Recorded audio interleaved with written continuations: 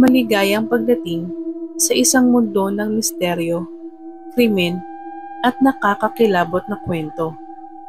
Dito, susuriin natin ang mga kaso ng pagkawala, pagpatay at mga hindi maipaliwanag na pangyayari na gumimbal sa iba't ibang bayan at lungsod. Maging alerto dahil hindi lahat ng kwento ay may malinaw na sagot. Huwag kalimutang i-follow, i-like at i-subscribe para sa mas marami pang nakapanindig balahibong istorya. Isa itong kwento ni user Turbulent Steph 4399 mula sa Reddit. Nasa kailaliman ako ng kagubatan sa Georgia, sa timog bahagi ng estado. Kinukuha ko ang mga sample ng tubig para sa Pambansang Wildlife Service at pinag-aaralan ko rin ang populasyon ng mga hayop. Kakatapos ko lang kumuha ng mga sample nang mapansin ko ang usok na tumataas mula sa mga puno sa silangan. Sino kaya ang narito sa gitna ng kagubatan? Bulong ko sa sarili habang inililigpit ang mga gamit ko. Hindi ko mapigilan ang aking pagkamausisa. Kailangan kong alamin kung ano ang nangyayari. Habang papalapit ako sa usok, may naaamoy akong parang nasusunog na karne. Kampo ng mga mangangaso, mga illegal na mangangaso, ritual, kulto, ilan lang ito sa mga pumapasok sa isip ko. Hindi pangkaraniwan ang makatagpo ng tao sa ganitong kalayong lugar.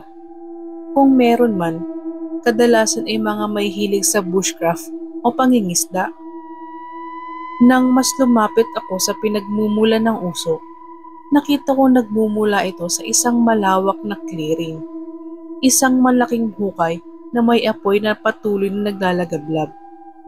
Maingat akong lumapit, nananatiling nakatago sa likod ng isang malaking puno. Wala akong nakitang tao, walang anumang galaw. Lumabas ako at sinuri ang sunog na hukay.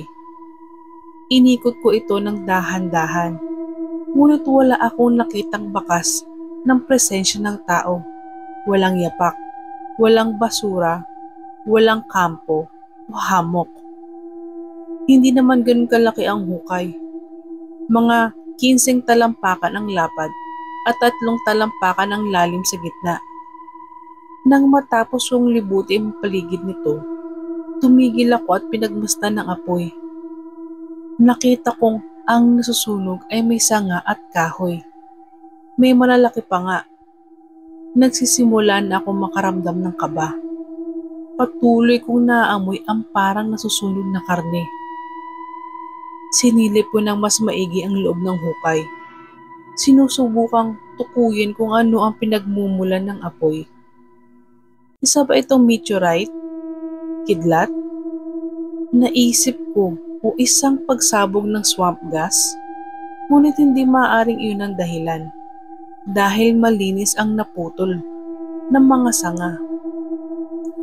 At maayos na nakasalansan sa loob ng hukay. Dito ko napansin ang mga gilid ng hukay. Hindi natural ang korte nito.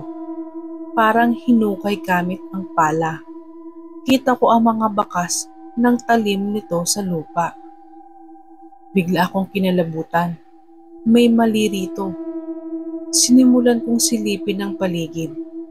Inaasahan ang kahit anong galaw mula sa kakahuyan. Ngunit wala.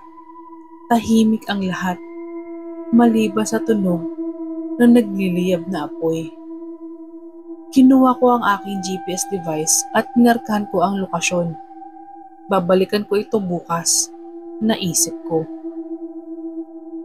Malapit nang lumubog ang araw at hindi magandang gumala sa kagubatan kapag madilim.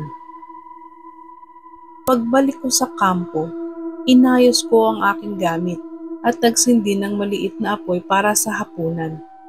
Ngunit hindi ko maalis sa isip ang nakita kong hukay. May mali rito, may hindi tama. Natulog akong iniisip kung ano ang maaaring paliwanag at paano ang kakaibang tagpong ito. Kinabukasan, Nagising ako ng 6:00 ng umaga.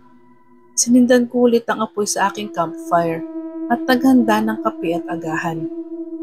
Matapos kong likpitin ng kampo, kinuha ko ang aking daypack at GPS at muling tinungo ang lugar na minarkahan ko kahapon. Dumating ako roon bandang 8:30 ng umaga. Dahan-dahan akong lumapit. Nananatili muna sa loob ng kakahuyan. Wala pa ring nagbago. Walang galaw. Walang ebidensya na may ibang tao roon. Ang hukay ay nagsimula ng lumamig. Wala nang apoy. Tanging usok na lang ang mga pumapailan lang mula sa natirang abo. Matapos ang ilang minutong pagmamasid, lumabas ako mula sa kakahuyan at lumapit sa hukay. Kumuha ako ng mahabang sanga para ipantusok at simulang kalkalin ng mga abo.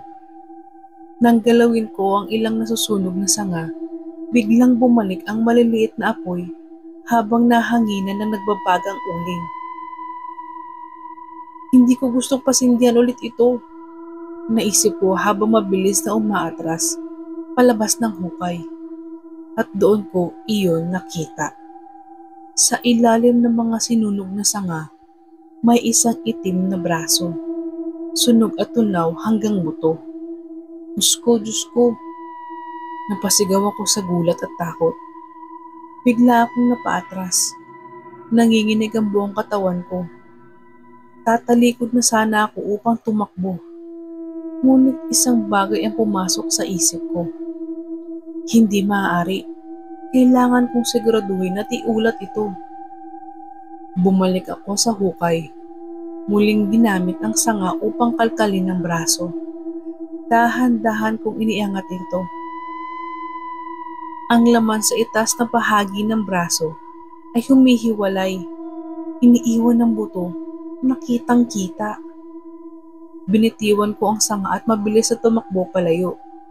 Halos mabaliw ako sa takot. Mabilis kong tinungo ang kakahuyan at bumalik sa kampo. Pagdating ko sa kampo, bandang 10:30 ng umaga, kinuha ko ang aking satellite phone at tiningnan ang baterya. May charge pa ito.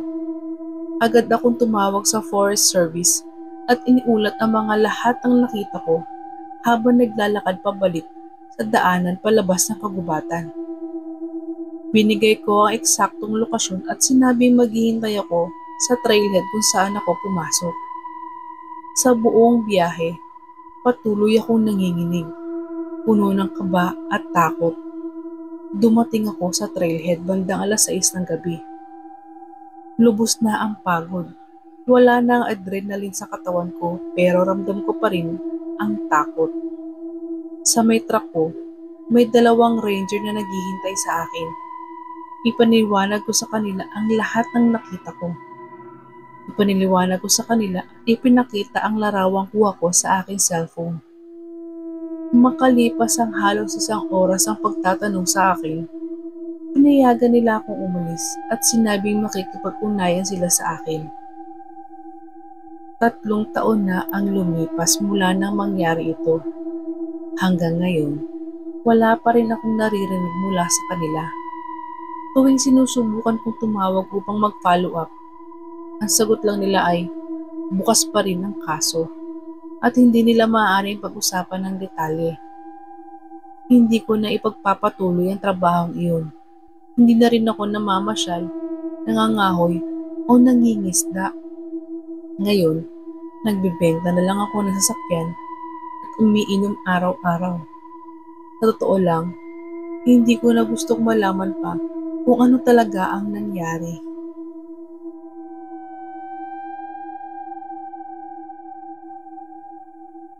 Ang misteryo ay hindi laging may kasagutan at minsan mas nakakatakot ang hindi natin nalalaman. Ano ang inyong opinyon sa kwentong ito? Totoo nga bang mahigit pa sa ating nakikita o mas rasyonal na paliwanag sa lahat? Ibahagi ang inyong mga saloobin sa comments. At syempre, huwag kalimutan i-follow, i-like, at i-subscribe para hindi mapag-iwanan sa ating susunod na nakakakilabot na kwento. Hanggang sa muli, manatili ligtas at mag-ingat sa dilim.